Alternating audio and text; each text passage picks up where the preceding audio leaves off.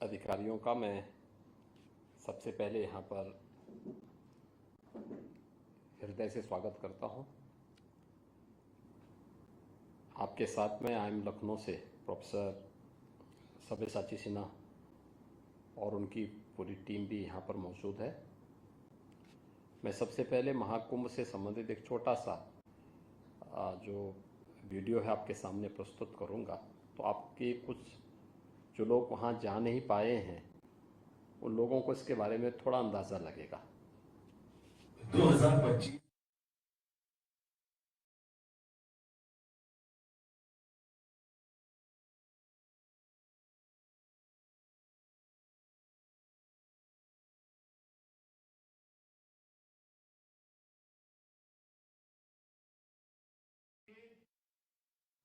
और समरसता का सबसे बड़ा महोत्सव है। पूरे यूरोप की जितनी जनसंख्या है उससे भी ज्यादा लोग अब तक एकता के इस महाकुंभ में डुबकी लगा चुके हैं, स्नान कर चुके हैं। नक्षत्रों के दुर्लभ संयोग से 144 वर्ष में एक बार होने वाले महाकुंभ में पुण्य की डुबकी सनातन मन की सबसे बड़ी आकांक्षाओं में से एक रही। पौराणिक कथा है कि प्रयागराज में त्रिवेणी तट ही वह पुण्य स्थान है जहां देव दानवों द्वारा किए गए समुद्र मंथन से प्रकट हुए अमृत कलश से अमृत की बूंद गिरी थी। उसी पुण्य धरा प्रयागराज में पौष पूर्णिमा से महाशिवरात्रि तक 45 दिन के आयोजन में 66 करोड़ 30 लाख से अधिक श्रद्धालुओं का आगमन इतिहास का अब तक का सबसे बड़ा मानव समागम बन गया। आदरणीय प्रधानमंत्री नरेंद्र मोदी जी के मार्गदर्शन और माननीय मुख्यमंत्री योगी आदित्यनाथ जी के नेतृत्व में महाकुंभ का सफल आयोजन सुव्यवस्था की हर कसौटी पर खरा उतरा। अमृत स्नान के लिए 13 अखाड़ों के सन्यासियों साधु संतों की शोभा यात्रा, परंपरागत नगर प्रवेश, अमृत स्नान, कल्पवासियों से लेकर आम श्रद्धालुओं पर पुष्प वर्षा और संगम तट पर सनातन का जय घोष, दिन और रात को एक जैसा बनाने वाली जगमग व्यवस्था की कहीं कोई तुलना ही नहीं थी। राजनीति के क्षेत्र से लेकर रुपहले पर्दे और खेल जगत की हस्तियों समेत अनेक विशिष्ट अतिथि, 100 से ज्यादा देशों से आए विदेशी नागरिकों एवं राजनयिकों ने महाकुंभ में वसुधैव कुटुंबकम की भावना का अनुभव किया। महाकुंभ के डिजिटल प्रारूप ने युवाओं को आध्यात्मिक आयोजन की ओर आकर्षित किया। AI आधारित कुंभ सहायक चैटबॉट, गूगल नेविगेशन, शौचालयों की साफ सफाई के लिए QR कोड आधारित व्यवस्था, चेंजिंग रूम जैसी सुविधाएं युवाओं को संगम तट तक खींच लाई। ऐसी सुव्यवस्था का निर्माण आसान नहीं था।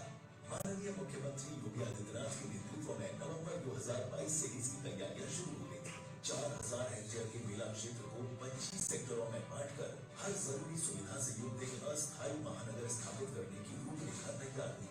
अवसंरचना निर्माण से लेकर ठहरने खाने से लेकर शौचालय, स्ट्रीट लाइट्स और पेयजल पाइपलाइन तक हर तरह की बुनियादी सुविधाएं जुटाई गई।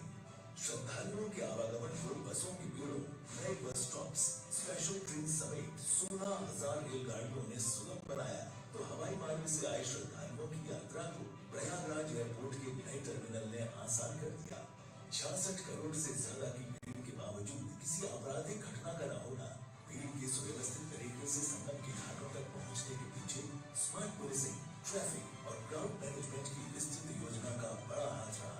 इसके लिए कुल 75,000 पुलिस अर्धसैनिक बल तैनात किए गए। मेला क्षेत्र में क्राउड मैनेजमेंट के लिए AI संचालित कैमरे, ड्रोन की निगरानी थी, तो जल क्षेत्र में सुरक्षा देने के लिए NDRF, SDRF और जल पुलिस का 24 घंटे का सजग पहरा था। दुनिया में आस्था आर्थिकी के साथ आज तक लोगों ने नहीं जोड़ा, और कहीं ये होता भी नहीं है कि कोई सरकार कहीं किसी सिटी के डेवलपमेंट प्लान के साथ साथ आयोजन के अवसर पर 7,000 करोड़ खर्च करे और उससे उस प्रदेश की अर्थव्यवस्था में 3.5 लाख करोड़ की वृद्धि हो जाए। ये दुनिया के अंदर कभी नहीं देखने को मिलता, लेकिन प्रयागराज महाकुंभ ने साबित करके दिखाया। Confederation of all India traders के अनुसार महाकुंभ में 3 लाख करोड़ रुपए से अधिक का व्यापार हुआ। 10 लाख से ज्यादा लोगों को अस्थायी रोजगार मिला। अनुमान है कि होटल इंडस्ट्री से करीब 40,000 करोड़, खाने पीने की दुकानों से करीब 20,000 करोड़ और टूर, ट्रेवल और ट्रांसपोर्ट से करीब करोड़ का कारोबार हुआ। प्रयागराज के 150 किलोमीटर के दायरे में स्थित शहरों और कस्बों में भी व्यापार में जबरदस्त बढ़ोतरी हुई। उत्तर प्रदेश में 5 नए आध्यात्मिक पर्यटन पद से आस्था से आर्थिकी को जोड़ने के नए अवसरों का निर्माण हुआ। कोई संदेह नहीं कि सनातन धर्म के महाकुंभ पर्व ने एक भारत श्रेष्ठ भारत के सर्वोच्च रूप में भारतवर्ष में एकता, समरसता और समता के नए सूर्य का उदय करने वाले लोकोत्सव के रूप में इतिहास में अपना स्थान हमेशा के लिए सुरक्षित कर लिया है।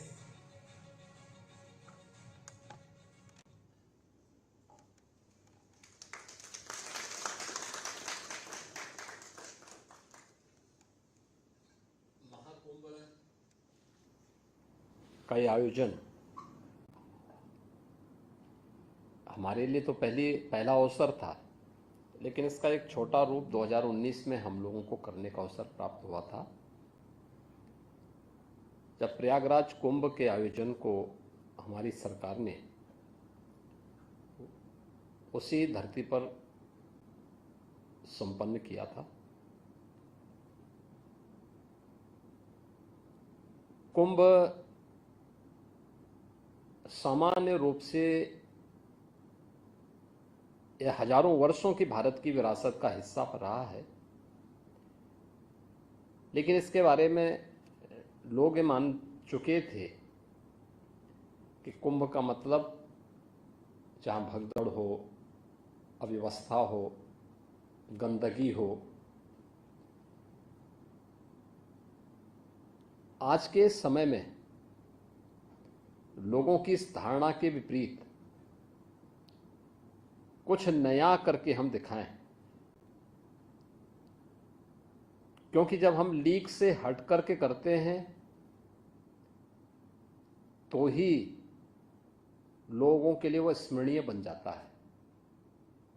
जब हम लकीर का फकीर बनते हैं तो लोग उसको कोई महत्व नहीं देते हैं। हमारी जो सबसे बड़ी समस्या है वो ये है कि हम समस्या के बारे में ज़्यादा सोचते हैं, और जब भी हम समस्या के बारे में सोचते हैं तो हमें कोई ना कोई बहाना मिलता है।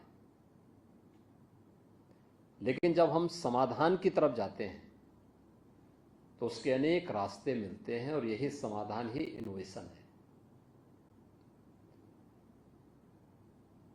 प्रयागराज कुंभ 2019 में यही बात हमारे सामने थी। मार्च 2017 में हमारी सरकार बनी थी। जुलाई 17 में मेरी प्रधानमंत्री जी से इसके बारे में चर्चा हुई कि प्रयागराज में कुंभ का आयोजन है। तो उन्होंने मुझसे कहा कि इसको ऐसा बनाएं कि जो लोगों के लिए स्मरणीय बन जाए।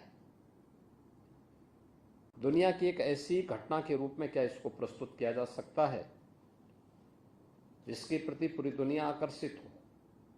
यद्यपि यह आयोजन भारत के सनातन धर्म से जुड़ा हुआ एक आयोजन है, लेकिन पूरे भारत को जोड़ने का भी एक माध्यम बन सकता है। हमने अपनी टीम से आकर के यहाँ बैठक शुरू की, बातचीत शुरू की। तब तक हमारी तैयारियां प्रारंभ नहीं हुई थी। प्रधानमंत्री जी की प्रेरणा थी उस दौरान कि क्या इसमें हेड्स ऑफ द मिशंस को जोड़ा जा सकता है, विभिन्न देशों के जो मिशन हैं उनको इस आयोजन के साथ जोड़ा जा सकता है। तो मैंने तत्कालीन विदेश मंत्री श्रीमती सुषमा स्वराज जी से भी चर्चा की, और मेरे मन में एक बात सामने आई थी। मेरे सामने 2013 का कुंभ भी था। 2013 में कुंभ का आयोजन हुआ था, और कुंभ के इस दौरान मैंने समाचार पत्रों में इस बात को देखा था, और मैं उस दिन स्वयं प्रयागराज में ही था। मैं उस समय एक योगी के रूप में अपने शिविर में था, लेकिन अगले दिन समाचार पत्रों की लीडिंग न्यूज बनी थी जिसमें था कि मॉरिशस के प्रधानमंत्री प्रयागराज महाकुंभ में आए, लेकिन कुंभ में गंदगी को देख करके, गंगा जी में गंदगी को देख करके वे बिना स्नान किए ही और ये टिप्पणी करते हुए कि क्या यही गंगा है, और ये कहते हुए वे दूर से ही प्रणाम करते हुए चले गए। तो मेरे मन में ये बात आई कि एक देश के राष्ट्राध्यक्ष हमारे आयोजन में भाग लेने के लिए आए और उनकी भावनाएं आहत हुई। इसका मतलब हमारे आयोजन में कोई कमी थी। उस कमी का निवारण हो, हमें उस पर ध्यान देना होगा, न कि उस कमी को बार बार कुरेदना। और फिर हमने इस बारे में कहा, क्योंकि मुझे उससे पहले कई बार कुंभ के आयोजन के साथ जुड़ने का अवसर प्राप्त हुआ था, तो मैंने इस बारे में कहा। मैंने कहा देखिए होता क्या था वहां पे, जैसे शौचालय भी बनते थे, तो पूरा आयोजन तो गंगा के तट पर बालू में होता है, तो सीट को बालू में ऐसे डाल दिया जाता था और अधिक दिनों, जैसे सप्ताह 10 दिन कोई व्यक्ति रहे तो वहाँ बदबू आनी शुरू होती थी और उसके बाद मक्खी मच्छर ये सब शुरू होते थे, फिर बीमारी शुरू होती थी। तो हम लोगों ने इस बारे में कहा क्या कोई समाधान हो सकता है कि हम लोग ऐसे टॉयलेट बनाएं जिनकी नियमित रूप से सफाई हो सके। बालू में डालने की बजाय उन्हें हम नियमित रूप से सफाई करने की व्यवस्था कर सकें। तो इसमें खर्चा ज़्यादा आ रहा था, लेकिन उस समय गडकरी जी से हमने चर्चा की तो उन्होंने कहा कि हम सपोर्ट करेंगे। हम लोगों ने उस समय 1 लाख टॉयलेट ऐसे तैयार करवाए और उन्हें उतने ही टॉयलेट थे, उतने टैंक भी बनाए तैयार किए गए और नियमित रूप से उनकी सफाई के कार्यक्रम को उसके साथ जोड़ा गया। ये कहीं भी एक भी सीवर या एक भी टॉयलेट का कोई भी लिक्विड गंगा या यमुना नदी में नहीं जाना चाहिए। स्वच्छता के लिए कर्मचारी तैनात किए गए और ये राउंड द क्लॉक सफाई होगी। जब मुख्य स्नान है, भीड़ है, उस दौरान संभव नहीं, लेकिन जैसे भीड़ छंटे सफाई का कार्यक्रम हमारा चलता रहे। दिन में भीड़ है तो रात्रि में सफाई हो। कहीं भी कोई कूड़ा नहीं दिखना चाहिए, गंदगी नहीं दिखनी चाहिए। नदी हो, आश्रम हो, घाट हो या फिर किसी भी अन्य स्थल पर शुद्ध पेयजल की आपूर्ति की व्यवस्था हर एक शिविर में हो सके, हम वाटर एटीएम की स्थापना कर सके, इस कार्यक्रम को भी उसके साथ जोड़ा गया। और आयोजन तो 55 दिन का था 2019 में, लेकिन मैंने तैनाती उससे भी 2 महीने पहले सभी कर्मचारियों की वहां पे की थी, जिससे इनकी ट्रेनिंग कराई जा सके। इनके लिए स्पेशल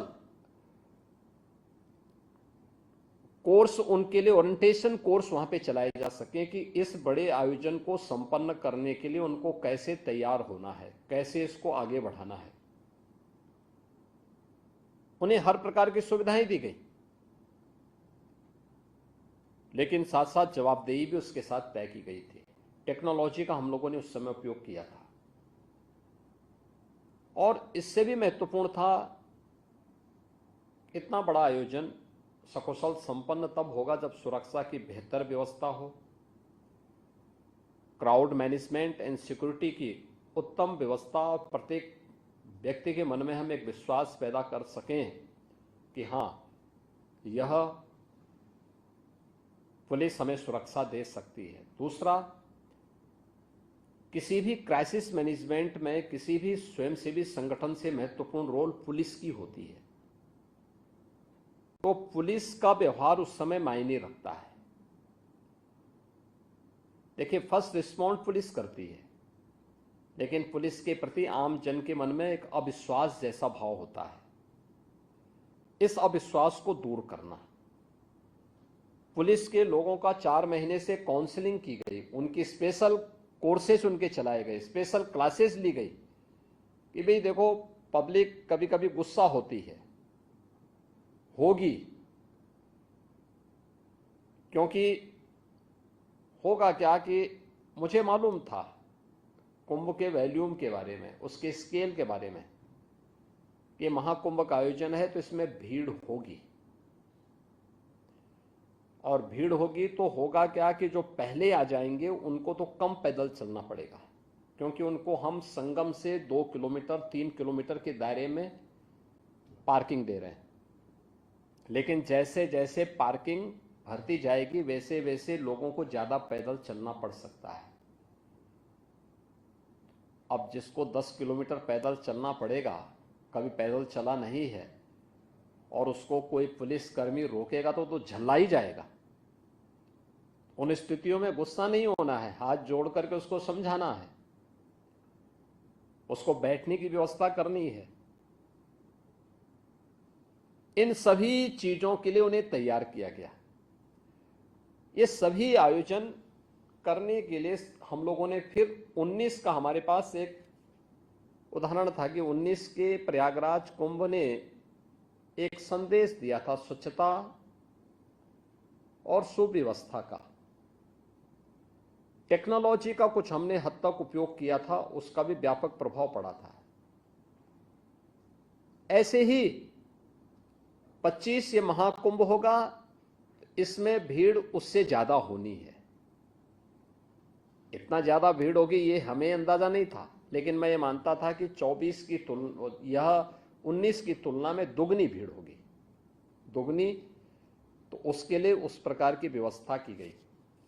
एक मैंने नवंबर 2022 में जो पहली बैठक ली थी, एक सामान्य बैठक ली थी, उस समय कोई तैनाती हमने किसी अधिकारी की नहीं की थी, लेकिन शासन के अधिकारियों के साथ मैंने बैठक ली थी। उस समय मैंने कहा था कि भाई देखो, ये मान के चलिए कि हमारे पास 1 वर्ष का समय है,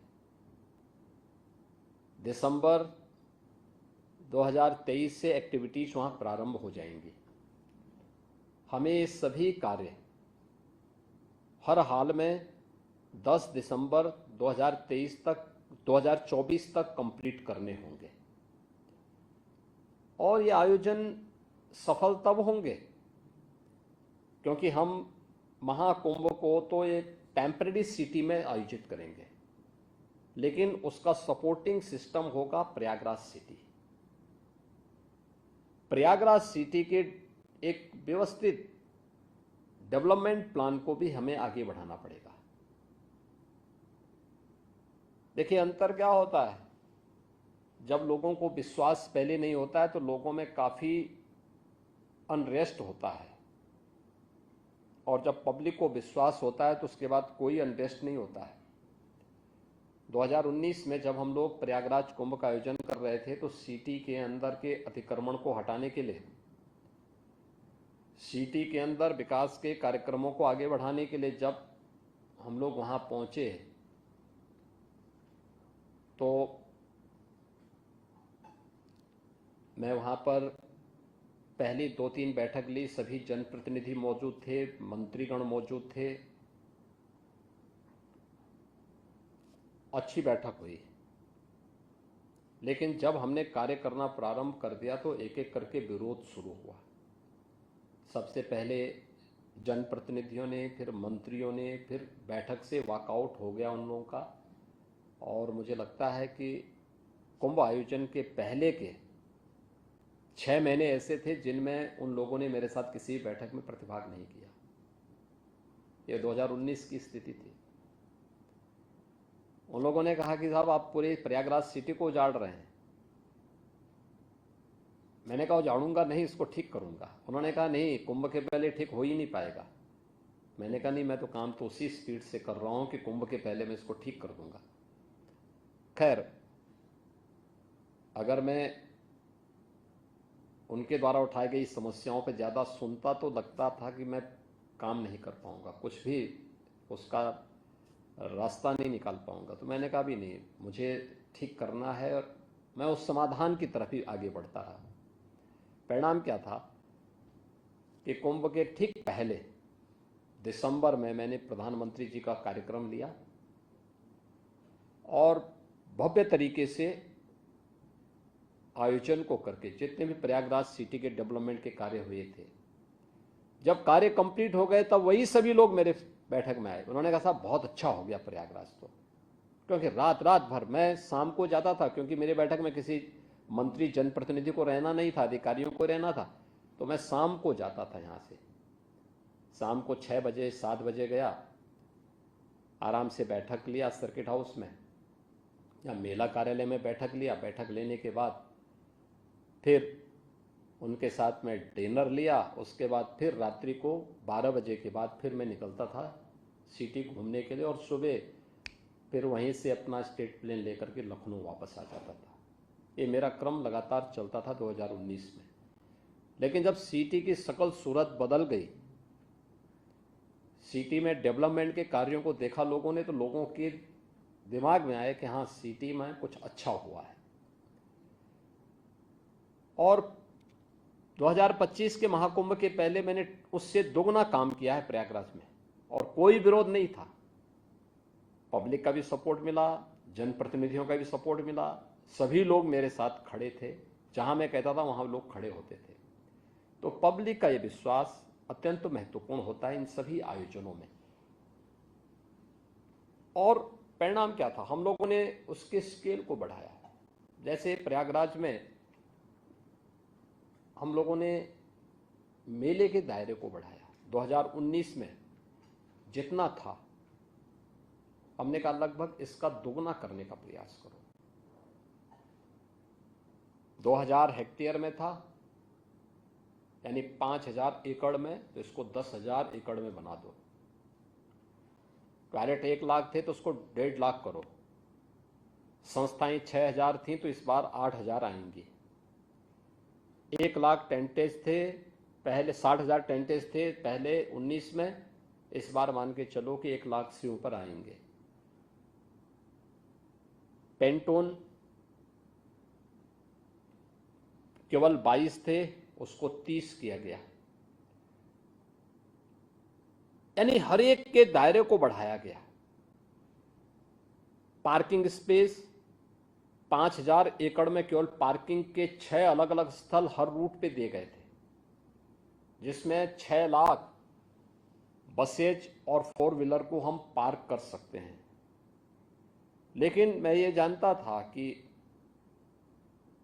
कहीं ना कहीं हम लोग चूकेंगे, क्योंकि मुझे आशंका थी कि भीड़ इससे ज़्यादा हो सकती है, इसलिए हमें इसको बढ़ा के 10 लाख तक करना था। लेकिन प्रयागराज उसके आसपास स्पेस नहीं था, तो हम लोगों ने नेबरिंग डिस्ट्रिक्ट में भी मिर्जापुर, भदोई, जौनपुर, प्रतापगढ़, कौशाम्बी, फतेहपुर, चित्रकूट, इन जनपदों में भी कुछ पार्किंग स्पेस दिए थे और होल्डिंग एरिया तैयार किए थे। रेलवे 2013 में रेलवे स्टेशन पर भगदड़ मची थी, 42 लोगों की दुखद मृत्यु हुई थी।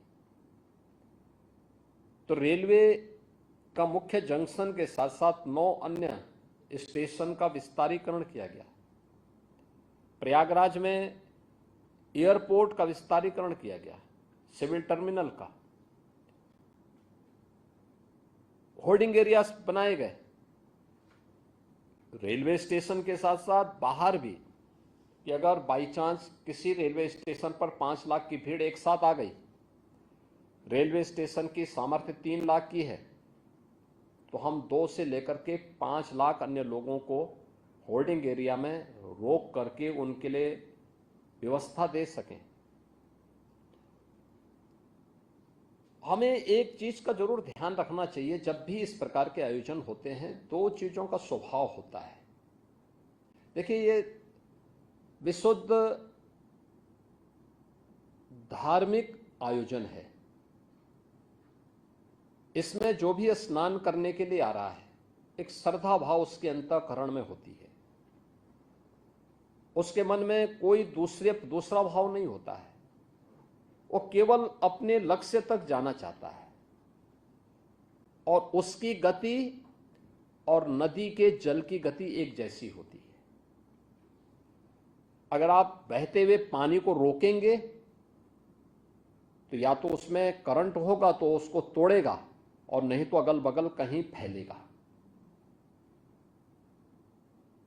अगर आपने उसके लिए उस प्रकार की व्यवस्था नहीं की है तो अगल बगल के क्षेत्रों में जहां वो फैलेगा वहां पे उसका नुकसान होगा। ऐसी भीड़ का कैरेक्टर भी होता है। आप उसको उसकी राह पर उसके गंतव्य तक पहुंचने का मार्ग दीजिए और जब भी आप उसको उसके गंतव्य के मार्ग पर को बाधित करने का प्रयास करेंगे और उसको अपने लक्ष्य तक पहुंचने में बाधा पैदा होगी तो वह अगल बगल के क्षेत्र में फिर जैसे ही बिखरेगी तो अगर वहां पे होल्डिंग एरिया नहीं है तो वहां पे कोई ना कोई स्टैम्पेड होने की खतरे होते हैं। यह अक्सर होता है।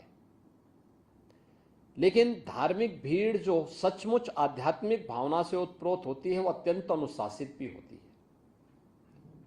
आपने देखा होगा 28-29 की रात्रि में जो स्टैम्पेड की घटना घटित होती है यह रात्रि को 1:15 बजे से यानी 1:15 से लेकर के 1:30 बजे के बीच में होती है। उस समय प्रयागराज मेला क्षेत्र में लगभग 4 करोड़ की भीड़ रहती है और बाकी लोग, क्योंकि सायंकाल 7:30 बजे से ही मुहूर्त शुरू हो जाता है मौनी अमावस्या का और बाकी भीड़ आ रही है, हर स्तर पर प्रेशर है। लेकिन जैसे ही स्टैम्पेड की घटना घटित हुई विदिन 15 मिनट के अंदर पब्लिक ने स्वयं ग्रीन कॉरिडोर दिया और उन सभी लोगों को हॉस्पिटल पहुंचाने में मदद भी की। आप अनुमान करिए जहां पे पूरी सिटी, जिस सिटी की क्षमता केवल 25 लाख की हो, उस सिटी के अंदर 2.5 से 3 करोड़ लोग हों। मेला क्षेत्र में जिसमें रहने के लिए हमने केवल 25 लाख लोगों की व्यवस्था की है, उस मेले क्षेत्र में 4 करोड़ से अधिक की भीड़ हो, आने वाले सभी मार्गों पर भीड़ हो। और यह स्थिति तब थी जब हमने नेबरिंग डिस्ट्रिक्ट में मिर्जापुर, भदोई, जौनपुर, प्रतापगढ़, कौशाम्बी, रायबरेली, फतेहपुर, चित्रकूट, इन सभी में जो होल्डिंग एरिया और पार्किंग के स्थल चिन्हित किए थे, इनमें 2 लाख से अधिक वाहन हमने वहां खड़े करके रखे थे। ये 2 लाख वाहनों में लगभग 2 करोड़ से अधिक पब्लिक वहां मौजूद थी। हाँ, क्योंकि वहां पे डिस्ट्रिक्ट एडमिनिस्ट्रेशन को पहले से तैयार किया गया था कि वहां रोकना पड़ेगा, हो सकता है 24 से 36 घंटे तक उनको रोकना पड़ेगा, तो उनके लिए वहां पे मोबाइल टॉयलेट की व्यवस्था लोकल डिस्ट्रिक्ट एडमिनिस्ट्रेशन को करने हैं। उनके लिए वहां पे भोजन की व्यवस्था, जो भी आप बड़े पैमाने पे लोगों को तैयार कर सकते हैं, पब्लिक सपोर्ट से करना होगा। हमारे यहाँ बेसिक शिक्षा परिषद में जो विद्यालय हैं, इनमें एक 2 रसोइयाँ हैं।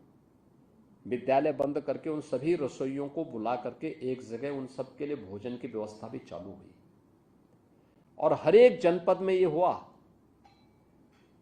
परिणाम था कि 24 घंटे तक हम लोगों ने, यानी 28 की सायंकाल 5 बजे से लेकर के 29 की सायंकाल 5 बजे तक इन सभी लोगों को हम लोगों ने अगल बगल के जनपदों में 2 करोड़ की भीड़ को कंट्रोल करके रखा। और तब जाकर के फिर वे, जब प्रयागराज में, क्योंकि 29 जनवरी को मौनी अमावस्या के दिन मुख्य अमृत स्नान भी था, श्रद्धालु जनों के साथ साथ 13 अखाड़ों का स्नान भी होता है। अखाड़ों का स्नान 2 चैलेंज होते हैं। एक, पहला स्नान कौन करेगा, जिसको लेकर के पहले के कुंभ में मारकाट होती थी, व्यापक झगड़े होते थे। दूसरा, स्नान प्रातः 4 बजे से होना था, लेकिन स्टैम्पेड की घटना के बाद सभी अखाड़े तैयार थे, लेकिन मैंने 3 बजे प्रातः उनसे अनुरोध किया कि स्नान को कुछ देर आपको स्थगित करना पड़ेगा, क्योंकि एक घटना घटित हुई है। घटना पैनिक न हो, इसलिए हमने उसको हॉस्पिटल तो लोगों को पहुंचाया, उनके उपचार भी करवाए, कुछ लोगों की दुखद मौत भी हुई, लेकिन हमने इसको बहुत हाईलाइट नहीं होने दिया पहले, क्योंकि घटना पैनिक न हो। क्योंकि हमारे पास उस समय 8 करोड़ लोग, 8 करोड़ श्रद्धालु और संत उस समय प्रयागराज में मौजूद थे, मेला क्षेत्र में, प्रयागराज सिटी में। इस प्रकार की घटना की पुनरावृत्ति न हो, इसके लिए फिर यहाँ से स्वयं हम लोगों ने कंट्रोल करना प्रारंभ किया। अधिकारीगण मौके पे मौजूद थे, इन चीज़ों को हम लोग लगातार उन चीज़ों को करने लग गए।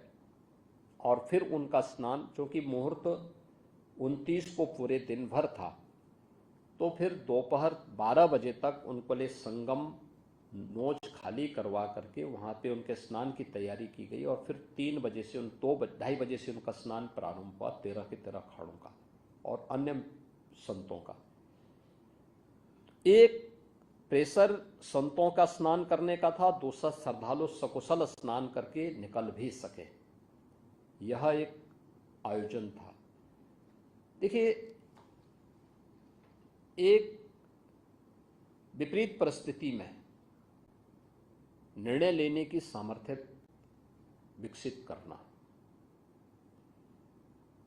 एक चैलेंज था। अक्सर होता है जब इस प्रकार की स्थितियां आती हैं तो बहुत सारे लोग हाथ पैर छोड़ देते हैं और ये मान के चल लेते हैं कि अब जो होना होगा देखा जाएगा। नहीं, हमें विपरीत परिस्थितियों में धैर्य से काम लेकर के और उस समय मजबूती से उस चैलेंज को फेस करने के लिए तैयार होना होगा। दूसरा है कि डायलॉग की भाषा, डायलॉग स्थापित करना पड़ेगा हर एक स्टेक होल्डर से, श्रद्धालुजन से, संतों से और अन्य उन लोगों से जो इस पूरी व्यवस्था के साथ जुड़े हुए हैं। एक बेहतर समन्वय के साथ उसको आगे बढ़ाना पड़ेगा। और यह कार्य फिर वहां पर पहले से भी था, लेकिन इसको और बेहतर करके मैंने स्वयं भी बातचीत करना शुरू किया यहां से। तो आयोजन भी हुआ, अन्य आयोजनों को कंट्रोल किया गया, अगल बगल के जनपदों को भी कहा गया कि भाई देखो, जब तक मैं नहीं कहूंगा तब तक आप वहां से किसी को छोड़ेंगे नहीं, रास्ता आप क्लियर करेंगे जिससे यहां से निकलने वाले लोगों को हम बाहर निकाल सके। और रेलवे स्टेशंस की भीड़ को भी कंट्रोल करने के लिए होल्डिंग एरिया के साथ साथ जगह जगह कंट्रोल करने के लिए टीम्स पहले से तैयार थी, लेकिन उसमें और भी हम लोगों को सावधानी बरतनी पड़ी थी। तो ये प्रयागराज की दृश्य था, जिसमें प्रयागराज के इस पूरे आयोजन को सकुशल हम संपन्न करने में सबसे महत्वपूर्ण बात यह है कि इन पूरे आयोजन में ये आस्था आर्थिकी का भी कारण बन सकता है, प्रदेश और देश की अर्थव्यवस्था में भी योगदान दे सकता है। यह मुझे लगता है कि अब तक जिसको हम नजरअंदाज करते थे, आज वह देखने को वहां मिल रहा है। उसका एक छोटा सा उदाहरण मैं आपको दूं। प्रयागराज में महाकुंभ के आयोजन के पहले पूरा आयोजन 13 जनवरी से 26 फरवरी के बीच में हुआ है। 45 दिन का आयोजन था। 13 जनवरी को मुख्य एक स्नान था पौष पूर्णिमा का, उस शुभारंभ था महाकुंभ का। दूसरा स्नान मकर संक्रांति का था, इसमें अमृत स्नान भी था। तीसरा स्नान मौनी अमावस्या का था 29 जनवरी को। चौथा स्नान था बसंत पंचमी 3 फरवरी को। पांचवां स्नान था माघी पूर्णिमा 12 फरवरी को। और अंतिम स्नान और महाकुंभ का समारोह था 26 फरवरी महाशिवरात्रि के दिन। 6 स्नान थे जिनमें 3 अमृत स्नान थे। महाकुंभ में 8,000 से अधिक संस्थाओं ने भाग लिया था, यानी धार्मिक और सामाजिक संस्थाएं थीं। शेष तमाम अन्य संगठन भी इस आयोजन में भागीदार बने थे और 1 लाख से अधिक टेंटेज हम लोगों ने वहां उपलब्ध करवाए थे पूरे आयोजन में। बालू में चलना आसान नहीं होता है, क्योंकि अगर गीला होगा तो धंसेगा और अगर थोड़ा बहुत सूखा है, धूप है, तो वह धूल उड़ाएगा बहुत। उसके लिए चेकर्ड प्लेट बिछाई जाती है। 500 किलोमीटर की चेकर्ड प्लेट हम लोगों ने उसके लिए तैयार की थी। 30 पेंटून ब्रिज बनाए थे गंगा नदी और यमुना नदी को पार करने के लिए, इस पार से उस पार जाने के लिए। हम लोगों ने रिवर फ्रंट तैयार किए थे। 12 किलोमीटर का अस्थायी घाट भी बनाया गया था। कुछ पक्के घाट बनाए गए थे। जो लोग सामान्य दिनों में, अक्सर होता क्या था, कुंभ के दौरान बसंत पंचमी के स्नान के बाद मेला लगभग समाप्त हो जाता था। केवल कल्पवासी बसते थे माघी पूर्णिमा तक। उनका 1 महीने का चलता है, पौष पूर्णिमा से माघी पूर्णिमा तक। शेष मेला बसंत पंचमी के दिन लगभग संपन्न हो जाता था। लेकिन पहली बार था कि मेला महाशिवरात्रि तक चला। हमने अंदाजा लगाया था कि 45 दिन में एवरेज 75,000 से 1 करोड़ लोग आएंगे, यानी 75,000 से 1 करोड़ लोगों की उपस्थिति होगी। लेकिन एवरेज जो उपस्थिति थी पूरे आयोजन में, ये मौनी अमावस्या के पहले, यानी मौनी अमावस्या में 28, 29 और 30 को ही 15 करोड़ श्रद्धालु वहां आए थे, जिनमें 5 करोड़ 28 जनवरी को, 8 करोड़ आए थे आपके 29 जनवरी को और 2 करोड़ थे 30 जनवरी को। शेष उससे पहले लगभग 3.5 करोड़ आए थे मकर संक्रांति को और 1.5 करोड़ आए थे पौष पूर्णिमा 13 जनवरी को। अन्य दिनों में 50 लाख, 60 लाख, 50 लाख, 60 लाख चल रहा था। ये मौनी अमावस्या के पहले, यानी 28 के पहले। लेकिन 28 के बाद, 29 के बाद, 30 के बाद ये संख्या 1.5 करोड़, 1.25 करोड़ पर डे के हिसाब से चलती रही और आपके लगभग 3 करोड़ के आसपास थी बसंत पंचमी के दिन, 2 करोड़ के आसपास थी आपके माघी पूर्णिमा के दिन, और बाकी अन्य दिनों में 1.25, 1.5, 1.25 ये संख्या वहां निरंतर चलती रही। ये पब्लिक के मन में, देश में, दुनिया में कोई भी ऐसा तबका नहीं था। राष्ट्रपति जी आए थे, उपराष्ट्रपति जी इस आयोजन में भागीदार बने, प्रधानमंत्री जी 5 फरवरी को इस आयोजन में भागीदार बने, उपराष्ट्रपति जी 1 फरवरी को इस आयोजन में भागीदार बने थे, 10 फरवरी को राष्ट्रपति जी आई थी, तमाम केंद्रीय मंत्रीगण आए थे, राज्यपाल आए थे, माननीय मुख्यमंत्रीगण आए थे और 74 देशों के एम्बेसडर और हाई कमिश्नर्स भी इस आयोजन में भागीदार बने। भूटान के नरेश भी इस आयोजन में भागीदार बने थे। 12 देशों के मंत्रीगण आए थे और अन्य देशों के लगभग 100 से अधिक देशों की भागीदारी इस पूरे आयोजन में होती है। हर एक तबका उस आयोजन का हिस्सा बना था, क्या उद्यमी हो, क्या सामान्य नागरिक हो, क्या वह सेलिब्रिटीज हो, चाहे वह फिल्म स्टार हो, चाहे वह देश का जो क्रिकेटर हो या कोई भी अन्य, हर एक तबके का व्यक्ति उस आयोजन का हिस्सेदार बना था। और जो भी आया उस अद्भुत संगम को देखकर के, दृश्य को देखकर अभिभूत होता था, डुबकी लगा करके फिर वहां से बहुत अच्छी बातों को लेकर के जाता था। प्रयागराज के बहुत सारे सबक भी हैं। और महाकुंभ का सबक यही है। देखिए, श्रीमद् भगवत गीता एक बात कहती है कि ये यथा माम प्रबदन्ते तांस तथैव भजाम्यहम्। यानी श्रीमद् भगवत गीता में भगवान कहते हैं कि जो मुझे जिस दृष्टि से देखता है, जिस रूप में भजता है, मैं उसको उसी रूप में दिखाई देता हूं। जिसने जिस रूप में प्रयागराज को देखा, महाकुंभ को जिस रूप में देखा, उसको वही दर्शन वहां हुए भी, और हर तबके के व्यक्ति को उसके अनुरूप वहां सामग्री भी मिले। आप देखें, दुनिया के अंदर आप में से बहुत सारे लोग ऐसे होंगे जिन्होंने दुनिया के तमाम न्यूज़पेपर को भी देखा होगा और उन आयोजनों में आप भागीदार भी बने होंगे जिसके बारे में उनकी नेगेटिविटी और उनके द्वारा जो तमाम प्रकार की गलत टिप्पणियां की जाती थी, उनमें अगर आप देखेंगे बहुत सारे ऐसे थे जिन्होंने इस पूरे आयोजन के बारे में जो टिप्पणी की है। द वॉल स्ट्रीट जर्नल जो यूएस की है, उसने कहा है कि यह एक ऐसा आयोजन था जहां अमेरिका की कुल आबादी से ज़्यादा लोग जुटे। यानी यूएस की जो कुल पॉपुलेशन है उसकी लगभग दोगुनी आबादी इस आयोजन का हिस्सा बनी थी। बीबीसी ने कहा कि महाकुंभ मानवता का सबसे बड़ा समागम था।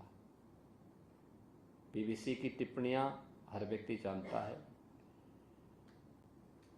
एक्सप्रेस ट्रिब्यून ने यह विश्व का सबसे बड़ा धार्मिक समारोह था। द न्यूयॉर्क टाइम्स ने लिखा है कि आयोजन न केवल श्रद्धालुओं और पर्यटकों, यानी इस आयोजन में न केवल श्रद्धालु और पर्यटक ही नहीं बल्कि नेता और हस्तियां भी पहुंची। राइटर्स ने लिखा यह डिजिटल कुंभ था जिसमें व्यवस्था बनाने के लिए तकनीक का बेहतरीन इस्तेमाल किया गया था। हमने डिजिटल टूरिस्ट मैप भी जारी किया था। अगर किसी श्रद्धालु को कहीं जाना है तो उसके लिए उस प्रकार की व्यवस्था, क्यूआर कोड को डाउनलोड करिए, आप उसके माध्यम से वहां तक पहुंच सकते हैं। टॉयलेट की पोजीशन क्या है, आप उसके माध्यम से जानकारी ले सकते हैं। हम लोगों ने इसके अलावा वहां पे सुरक्षा के लिए भी इसका बेहतरीन इस्तेमाल किया था। 2700 कैमरे थे जो 360 डिग्री तक जिनका इस्तेमाल किया जा सकता था, और integrated command and control centre से हम लोगों ने एक एक की मॉनिटरिंग की थी। ट्रैफिक मैनेजमेंट का हो या फिर सिक्योरिटी का हो। हम लोगों ने एंटी ड्रोन सिस्टम के साथ पूरे कुंभ क्षेत्र को कवर करके रखा था। कोई भी ड्रोन बिना परमिशन के वहां उड़ नहीं सकता था, और इसके लिए पहली बार किसी आयोजन में एंटी ड्रोन सिस्टम का इस्तेमाल किया गया था। द गार्डियन ने लिखा है कि यह पर्वों का पर्व था, लोगों की उमंग और उत्साह चरम पर रहा।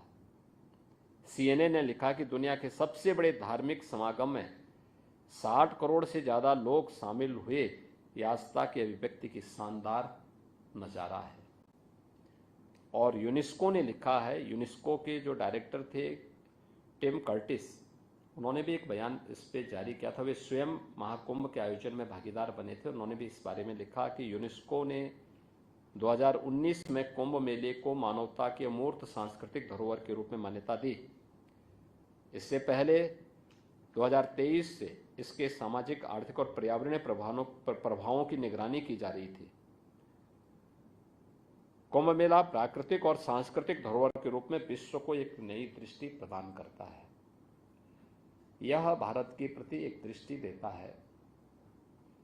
आयोजन उत्तर, दक्षिण, पूरब, पश्चिम, जिसके बारे में आदरणीय प्रधानमंत्री जी बार बार कहते हैं कि एक भारत श्रेष्ठ भारत, उसकी अभिव्यक्ति का भी एक बहुत बड़ा माध्यम बना है। न जाति का भेद, न क्षेत्र का भेद, न भाषा का भेद, न पंथ का भेद, किसी भी प्रकार के भेद से मुक्त एक ही नदी के एक ही घाट पर सभी लोग उसी पवित्र भावना के साथ डुबकी लगा रहे थे, और जो जिस भाव के साथ डुबकी लगा रहा था उसको उस प्रकार की अनुभूति उस आयोजन में देखने को भी मिली। इस पूरे आयोजन के लिए जो चीजें हम लोगों ने की, जैसे हम लोगों ने सेंट्रल और स्टेट गवर्नमेंट ने मिलकर के लगभग 7,500 करोड़ हमने इस पूरे आयोजन में खर्च किए। लेकिन इसमें से लगभग 6,000 करोड़ हमारे खर्च हुए थे प्रयागराज सिटी और उसके अगल बगल के इंफ्रास्ट्रक्चर पर। जैसे हमने 200 से अधिक सड़कों को 2 लेन थी तो 4 लेन, 4 लेन थी तो 6 लेन में बदलने का काम किया था। 14 नए फ्लाईओवर बनाए, 9 अंडरपास बनाए, प्रयागराज की विरासत से जुड़े हुए 12 कॉरिडोर बनाए गए, जैसे Akshay Vat corridor, Saraswati Koop corridor, Maharshi Bharadwaj corridor, Shringverpur में निषादराज गुहा कॉरिडोर, नागवासुकी कॉरिडोर। प्रयागराज के जो इष्ट देव हैं वो बेनी माधव हैं। 12 माधव की मान्यता है प्रयागराज में। इन 12 माधव की कॉरिडोर को भी हम लोगों ने डेवलप किया। तो ये सभी पे पैसा हम लोगों ने दे करके उसका डेवलपमेंट किया। लेटे हुए हनुमान जी, जो बड़े हनुमान जी हैं, उनका भी एक कॉरिडोर वहां पे बनाया, पूरा उसको तैयार किया गया है। इसके अलावा जो बात अक्सर चलती थी, जिसके बारे में यूनेस्को ने भी बात कही है ना, कि 2023 से ही उस बात को देखना चाहते थे कि इतना बड़ा आयोजन होगा तो स्वाभाविक रूप से इसके पर्यावरणीय उस पर क्या असर पड़ेगा। हम लोग इस बात को जानते थे और 2013 की घटना भी हमारे सामने थी, जब मॉरिशस के माननीय प्रधानमंत्री आए थे और उनको गंगा जी में गंदगी देखने को मिली। उसके बाद वो हिम्मत नहीं कर पाए थे स्नान करने का। तो हम लोगों ने इस बात को ध्यान में रखा था कि पहले दिन से ही, कि गंगा नदी हो या यमुना नदी, कहीं भी कोई नाला या कोई सीवर लीक न होने पाए, सिटी का हो या उससे ऊपर भी। देखिए, इस उत्तर प्रदेश के अंदर गंगा नदी का जो सबसे क्रिटिकल पॉइंट था वह है कानपुर था। कानपुर में 125 वर्ष से अकेले सीसामऊ के पास 4 करोड़ लीटर सीवर प्रतिदिन गंगा नदी में गिरता था। हम लोगों ने 3 वर्ष पहले ही उसे टेप करवा करके आज एक भी बूंद सीवर वहां से गंगा नदी में नहीं गिरता। जाजमऊ कानपुर का ही है, जहां पे ट्रेनरीज का सभी एफ्लुएंट गिरता था। ये बहुत ही खतरनाक विषैला एफ्लुएंट था और इसको, उसका दुष्प्रभाव क्या था कि उसके कारण गंगा नदी के सभी जलीय जीव भी मर गए थे। हम लोगों ने उसको भी कंट्रोल किया और 2 वर्ष पहले उसको कंट्रोल करके हर एक टेनरी पे सीसीटीवी कैमरे लगा दिए गए। राउंड द क्लॉक उसकी मॉनिटरिंग होने लग गई। या तो आप टेनरी चलाइए, उसके लिए आप यहाँ पे कॉमन ट्रीटमेंट प्लांट के साथ इसको जोड़िए, आपको फैसिलिटेट हम कर रहे हैं, अन्यथा इसको बंद करिए, ये नहीं चल सकता।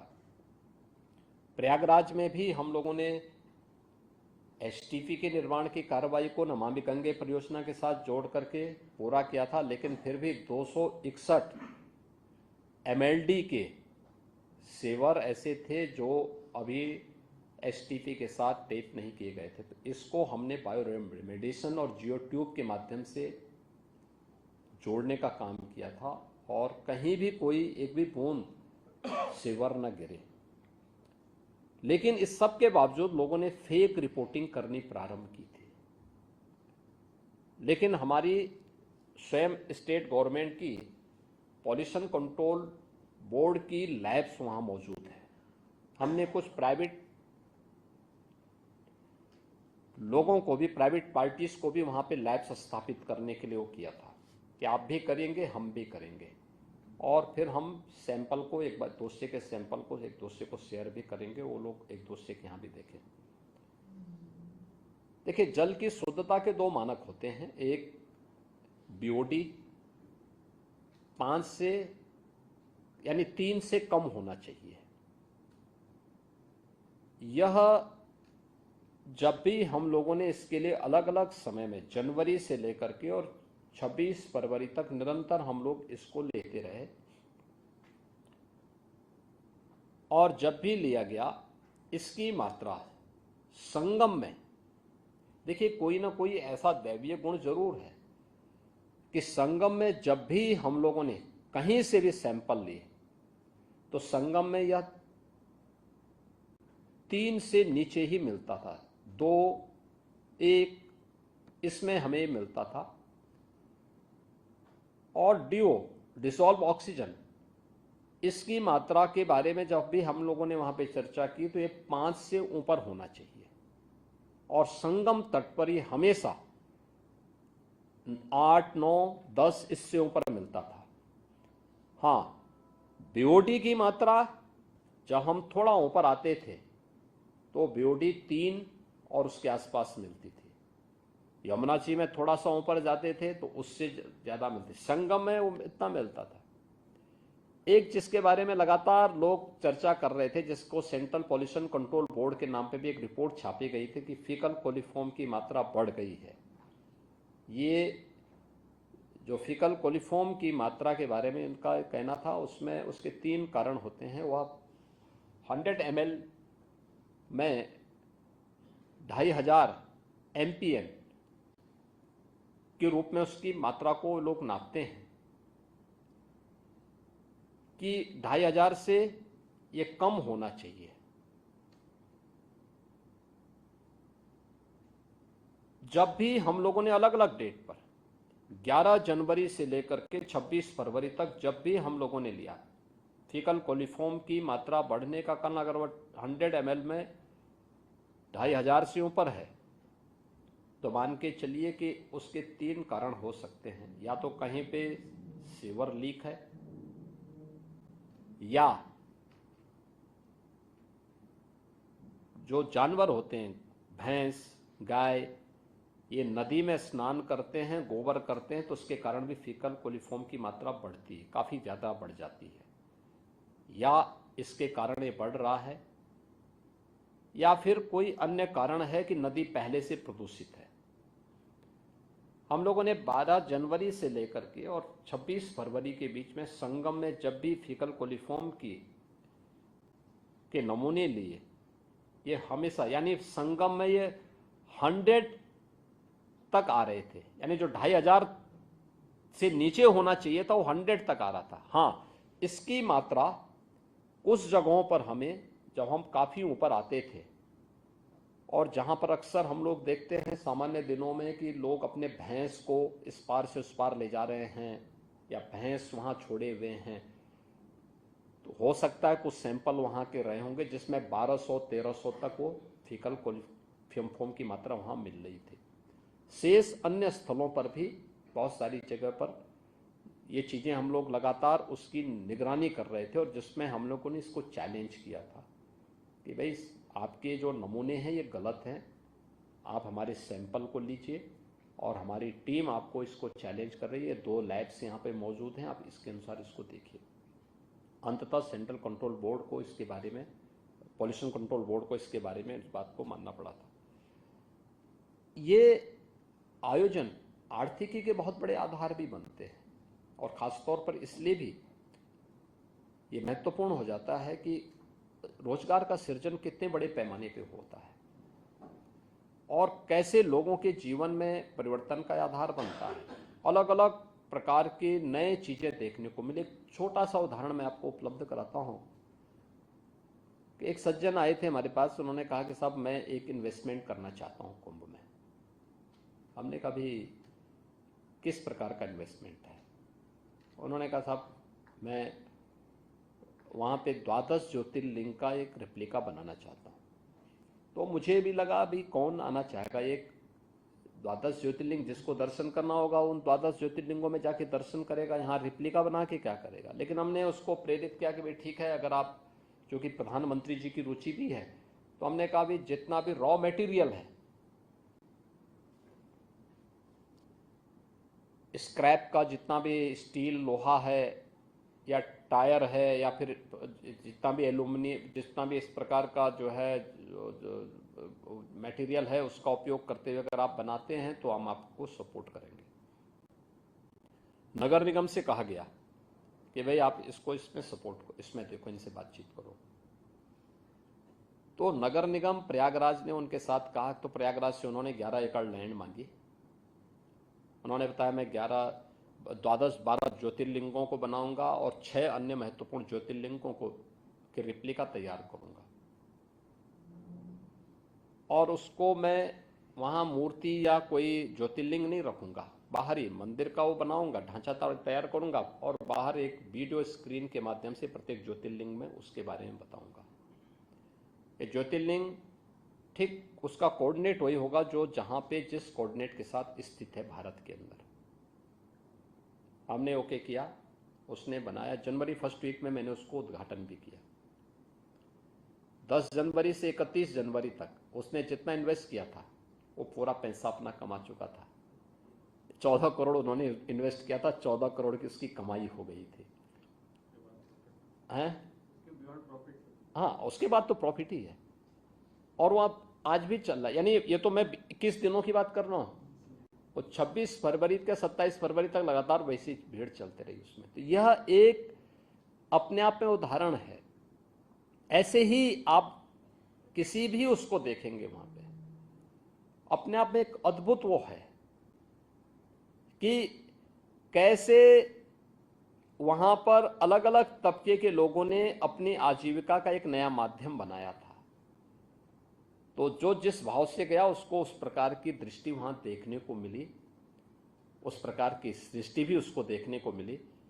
और महाकुंभ के आयोजन के बहुत सारे सबक हैं।